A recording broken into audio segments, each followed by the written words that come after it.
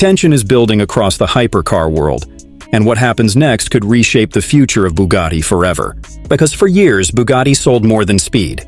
They sold an illusion so powerful that buyers willingly spent millions of dollars for the privilege of owning one. But what happens when that illusion starts to crack? And why are some of the world's wealthiest collectors suddenly asking questions they never asked before? At first glance, Bugatti appears stronger than ever.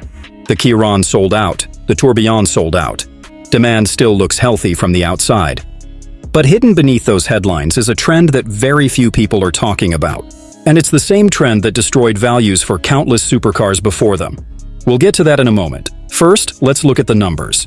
Because the numbers reveal something surprising. The Chiron launched at roughly $3 million and quickly became the ultimate symbol of automotive success. For a while, buyers couldn't get enough. Some even paid huge premiums simply for the opportunity to own one. But today, the market is telling a different story, and the warning signs are becoming harder to ignore. Music low-mileage Chirons still command impressive money. Many trade between $2.8 and $3.5 million depending on specification. Rare versions perform even better. But hidden inside those headline figures is a problem that could become much bigger. Some standard Chirons are now sitting unsold. Not for weeks, for months, and that raises an uncomfortable question. If demand remains so strong, why aren't these cars moving? The answer becomes even more concerning when you look at the Veyron, because the Veyron may be showing us Bugatti's future.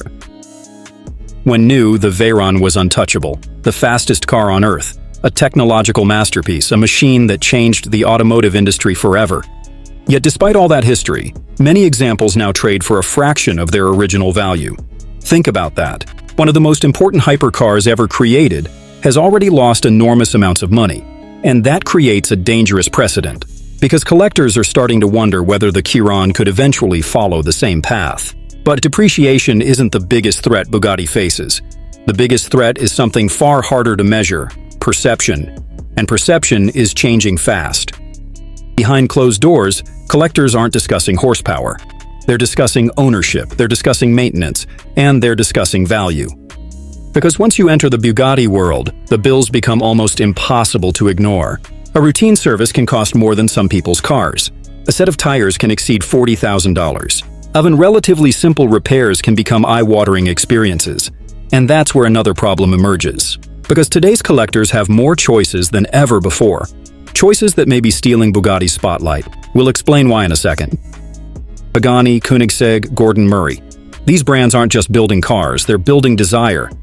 And increasingly, some collectors believe those brands offer something Bugatti no longer guarantees: exclusivity. Because when every billionaire already owns a Chiron, how exclusive does it really feel? That question is becoming harder to answer. And then came a series of events that poured fuel directly onto the fire. Events that exposed issues Bugatti never wanted discussed publicly. Matt Armstrong's Bugatti project opened a door many people wish had remained closed. Suddenly, viewers weren't just seeing a hypercar. They were seeing the components behind the hypercar, parts that challenged the perception of complete uniqueness. And once that conversation started, it became impossible to stop. But that was only the beginning, because another controversy was about to make things even worse. Mark McCann's repair experience triggered a debate that spread throughout the automotive community. Questions about servicing, questions about restrictions, questions about costs, and most importantly, questions about customer treatment.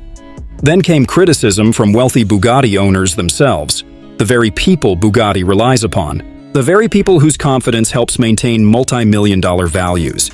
And when confidence begins to weaken at the top, the effects eventually spread throughout the entire market. That's where things become dangerous. Because hypercar prices aren't driven by facts alone. They're driven by belief, and belief is becoming fragile. Music, which brings us to the Tourbillon, Bugatti's future, its next masterpiece. Its next attempt to convince buyers that the magic remains alive. But can it succeed? That's the question nobody can answer yet. Because the Tourbillon enters a market very different from the one that welcomed the Chiron. Collectors are more cautious. Economic uncertainty is higher.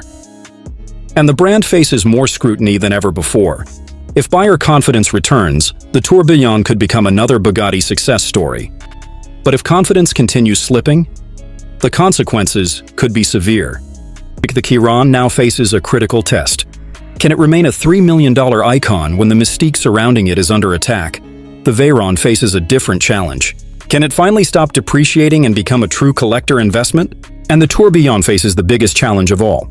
Can it convince the world's wealthiest buyers that Bugatti is still worth the premium? Because if the answer becomes no, the biggest casualty won't be the cars. It will be the prices. And now the Tourbillon arrives with a naturally aspirated V16 and hybrid technology, designed to rewrite the rules all over again. But what if speed is no longer the deciding factor? What if the buyers spending $5 million care about something else entirely?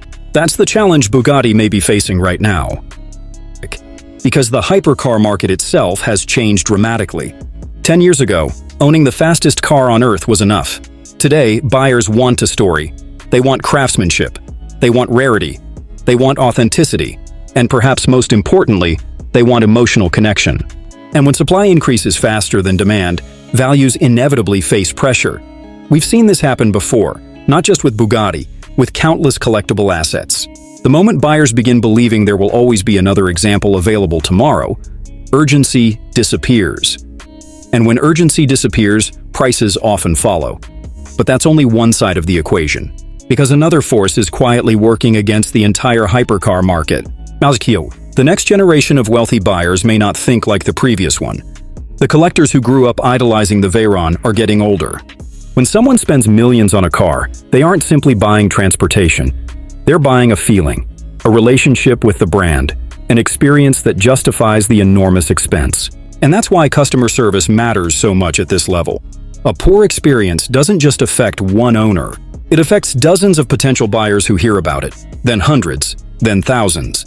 Eventually, perception becomes reality. And that's exactly why some of the recent stories surrounding Bugatti have generated so much attention. Not because they're isolated incidents. History is filled with examples of brands that learned how quickly public perception can influence value. Which raises perhaps the biggest question of all. Is this simply a temporary rough patch? Or are we witnessing the beginning of a long-term shift? You see, because if confidence returns, Bugatti could emerge stronger than ever. The Tourbillon could become an instant collectible. The Chiron could stabilize. The rarest Veyrons could begin appreciating again. All of that remains possible. But if confidence continues weakening, a very different future could emerge. One where buyers become increasingly selective, one where values soften further, and one where Bugatti is forced to work harder than ever to justify its position at the very top of the automotive world. That's a battle no amount of horsepower can win on its own. And perhaps that's the ultimate lesson here. The most valuable thing Bugatti ever sold wasn't speed. It wasn't engineering. And it wasn't exclusivity, it was belief.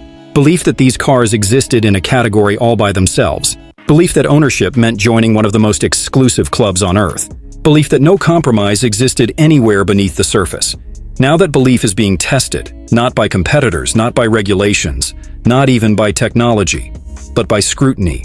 And scrutiny has a way of exposing weaknesses that money alone can't fix.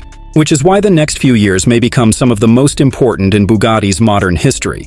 Because the future of the Chiron, the future of the Veyron, and the future of the Tourbillon may ultimately depend on one thing: whether collectors continue believing the legend.